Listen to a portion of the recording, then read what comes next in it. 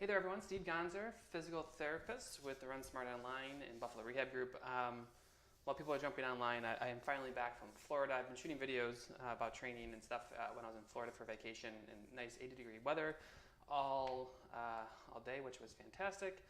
Then I had a travel nightmare on the way back because of some snow, but we are back. I'm back home now and a little bit darker than I usually am because of that nice sun.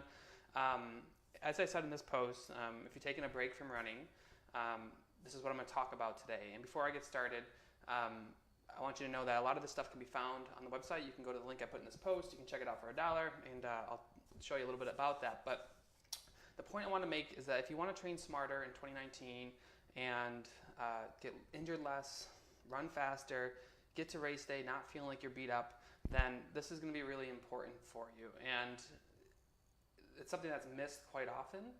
So I want to show you something quick here, and we have these things. So if you've ever taken time off, maybe it's because of injury, maybe it's because happy Valentine's Day, by the way. Hopefully my wife is watching. If you're ever taking time off due to injury, maybe you've done just life got in the way. That's typically what I see. Let me know if there's any other reasons, and maybe you stop running a little bit in the comments. Or if you have questions along the way, I'd be happy to answer those. But you take this time off and you start to get back to running. And what I find as a physical therapist is that as runners do this, they tend to get beat up when they try to start back up. And they lack something I think is really important, which is consistency in training. So I want to show some guides that we have. And I want to give you a story here in a minute. I'll actually show you an email that was sent to me by a patient who is struggling in her running for this very reason. She took some time off for an injury, and then the holidays hit, and she kind of just got into a funk and needs to play catch up a little bit. So let me show you this quick. On our site, you have access to these if you're a member, but we have 5K, 10K, half marathon guides. So I want to show you this half marathon guide. This is kind of a roadmap that I put together for all the different races. And you'll see in here, you go from start to finish, really, which is for someone who maybe is not in shape, to someone who is looking to train for a race, train, recover, stay fit between races, and cycle through this. But these first two stages, get back in shape and stage for building a base. This is super important. We lay out a plan in here which you can kind of go through, and it'll walk you through how we would tell you to get back in shape after you start running, or building a base to start training again. Because what you can't do is what this runner I'm going to show you in a minute does. And what she did was she said, okay, I want to start running seriously again, but she kind of lost a lot of her fitness. It was really sporadic in her training, and whether you're in the midst of training right now or you're just trying to get back into it and you're struggling, this is really important, and I want you guys to hear this, is that consistency wins out, okay? Now this is thought that once you're a runner, you found out that the fastest way to get fit is to run. So what you do is you want to say, okay, I'm gonna get back in shape, let's start running. Now that's great when you're young and you have nice joints and tendons and ligaments, but as time goes on, we talk about you have to be fit to start running. Your body has to be prepped. So if you don't have the consistency of exercise and you start running, it's really common for people to get muscle tightness, joint soreness, ligament pain, just general everything hurts and it's stiff because their body's not used to running. You're going to see this in a second for this runner I'm going to tell you about.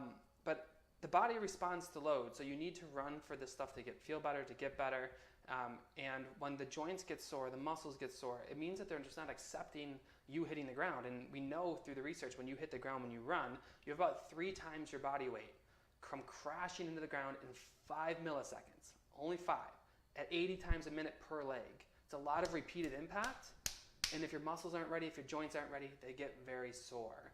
So before I forget, if you want to check this out, you can go to the link in the post and you can dabble. It's called a training guide.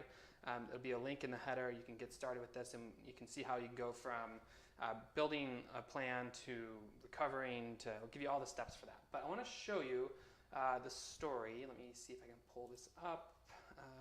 So this is an email I got recently. I kind of just avoided some of this stuff out. But you saw my partner here, Dan, last week, and she's sore coming in. So let's go right to the questions.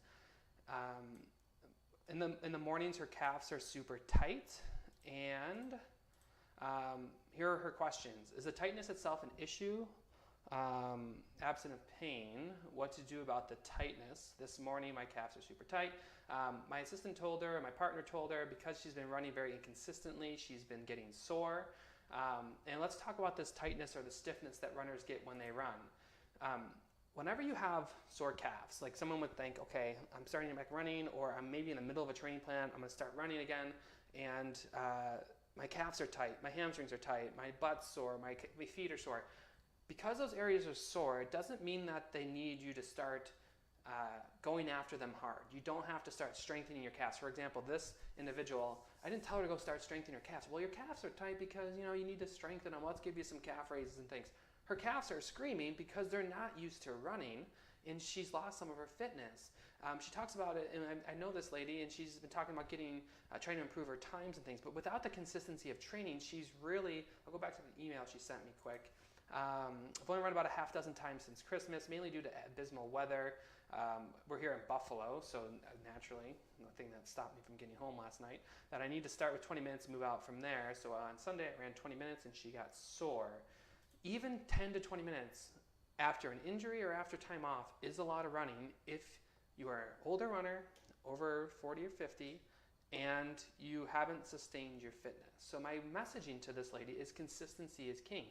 You have to get some structure in your training. You can't just be running and hoping things get better. And if you're coming off an injury, if you're someone who's coming off of injury, when you want to get back into running, you can't just, I've missed all this time. I need to get started. I need to get going. I need to start running more and start doing that, because things just fail.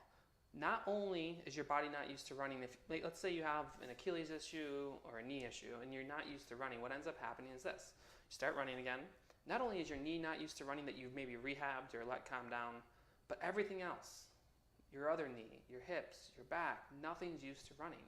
So without the consistency, you can't just go out and say, I'm going to start running 3 to 5 miles. I saw this today in the clinic, someone who was injured for about a month, and they said, okay, I'm used to running about 50 miles a week. I'm going to start running again. I'm only going to run 3 to 5 miles each time and just see how it goes. It's too much. You need to build a consistency back. And if you can't follow that, you're really just going to go from one injury to the next, and you're just going to continue to get beat up. So we go back to this email, and my messaging to her was build your consistency. She hates running by herself, but you need to get fit. You need to work on your strength, and you need to be patient. And it gets worse and worse as we get older because our bodies don't respond to things like they used to. But essentially, that was the messaging. My partner told that she's running inconsistently. This is why she's getting injured. And I told her the same thing through this email, that you need to have a plan. You can't just run when you feel like a nice weather day, so you go out and run, then you don't run for another week. Consistency is king in running, and that is really important. And by the way, if you want to get some of these plans, I think I just showed you this. This is where you would start if you want to get back in shape. Let me just see if I can zoom in on this. I want to show you guys this.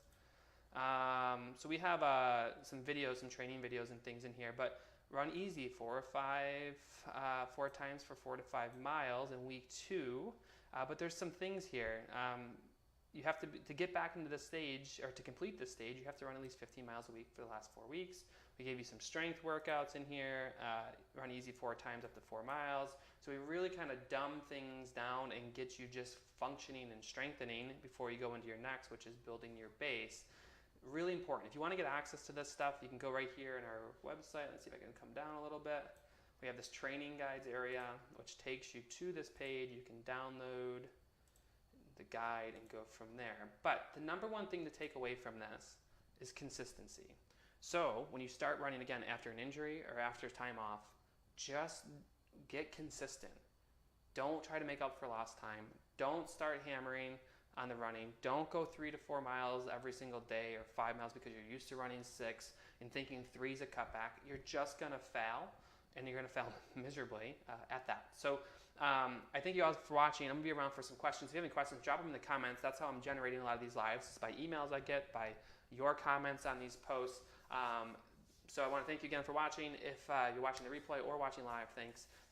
And don't forget, if you want access to this stuff, go to runsmartonline.com/train. I think I put the link in the post, and you can get access to all this stuff for just $1. Check it out, and show you how we're making runners in 2019 train smarter, run smarter, and get some massive PRs that we're going to be hopefully sharing with you pretty shortly as these races get kicked off. So have a good night, and talk to you guys soon.